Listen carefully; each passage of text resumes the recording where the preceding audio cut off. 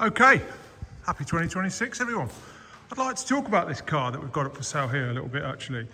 It's an FW shaped car, which is opposed to what we'd call a classic shape or ZK or kit bodywork as it's sometimes referred to in the as it was referred to in the factory, which would be like that. So what we've got here is an FW shaped car, and this particular car is it's got a 1600 Sigma engine in it, which is sort of kind of favoured by a lot of other manufacturers. Actually, Caterham use this engine a lot in this. It's only a 1600cc fuel injected, but it's so light and it's so small and compact that it fits into the chassis in just the right sort of place, balance-wise, front to aft. And it's an aluminium block, aluminium head, so it's a light engine as well. So what it sort of, you lose in brake horsepower over, say, a 2-litre Z-Tech or something like that,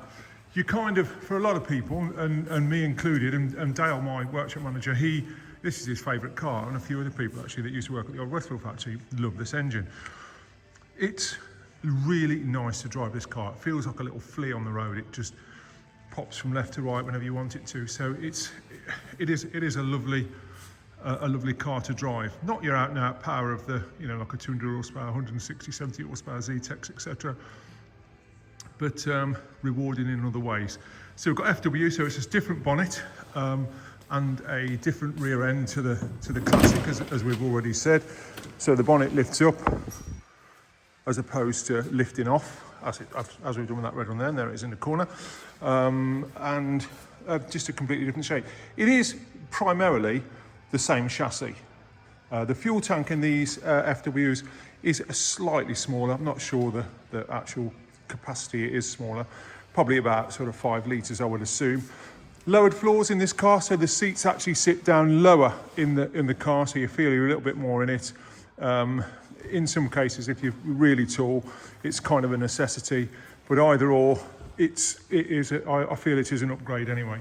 There's that back end on it as well, which is nice as well. Can't get a spare tyre on the back of these, obviously, but a tyre foam and a can and a puncture repair kit, I find it suffices, and they very rarely get punctures anyway, so I'll be inundated with people telling me they've had 5 punctures now, but there you go. But there you go, we've done it we've got the mini light wheels on it in gold, and we've put a red, put a black stripe on it with a gold pin stripe in that stripe as well, as you can see that.